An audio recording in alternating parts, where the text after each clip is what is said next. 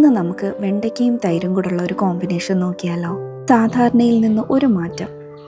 അതിനായിട്ടൊരു പാനിലോട്ട് അല്പം എണ്ണ ഒഴിച്ചു കൊടുക്കാം. എണ്ണ ചൂടായതിനു ശേഷം ഇതുപോലെ വെണ്ടയ്ക്ക നീളത്തിൽ കട്ട് ചെയ്തത് ഇട്ടൊന്ന് ഫ്രൈ ചെയ്തെടുക്കാം. ഒരു 2-3 പച്ചമുളക് കൂടി ഇട്ട് കൊടുക്കാം. ഫ്രൈ ആയതിനു ശേഷം നമുക്ക് പ്ലേറ്റിലോട്ടൊന്ന് മാറ്റിയെടുക്കാം. സെയിം പാനിലോട്ട് അല്പം എണ്ണ ഒഴിച്ച് കറിവേപ്പില ഇട്ട് കൊടുക്കാം. ഒരു 2 വറ്റൽമുളക്, 2 സവാള നീളത്തിൽ ഇതുപോലെ കട്ട് ചെയ്തത് ഒന്ന് വഴറ്റിയെടുക്കാം. അല്പം ഉപ്പൂടി ഇട്ട് കൊടുക്കാം സവാളയൊക്കെ ഒന്ന് വേവാനായിട്ട്. ഒരു 1/2 ടീസ്പൂൺ ഇഞ്ചി വെളുത്തുള്ളി പേസ്റ്റ് ഇട്ടൊന്ന് മിക്സ് ചെയ്തെടുക്കാം. അല്പം വെള്ളം കൂടി ഒഴിച്ചൊന്ന് മിക്സ് ചെയ്തെടുക്കാം. ഇനി നമുക്ക് മസാലകളൊക്കെ ഇട്ട് കൊടുക്കാം. 1 ടീസ്പൂൺ മുളക് പൊടി, 1 ടീസ്പൂൺ ഷുഗർ, 1/2 ടീസ്പൂൺ മല്ലിപ്പൊടി, 1/2 ടീസ്പൂൺ മഞ്ഞൾപ്പൊടി, 1/2 ടീസ്പൂൺ ഗരം മസാല, 1/2 ടീസ്പൂൺ ജീരകപ്പൊടി, 1/4 ടീസ്പൂൺ കുരുമുളക് പൊടി, ആവശ്യത്തിന് ഉപ്പുകൂടി ഇട്ടൊന്ന് മിക്സ് ചെയ്തെടുക്കാം.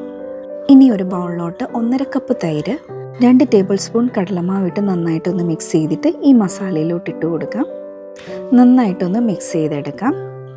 കടലമാവ് വേവാനായിട്ട് ഒരു 5 to 6 മിനിറ്റ്സ് ഒന്ന് അടച്ചു വെച്ച് കുക്ക് ചെയ്യാം.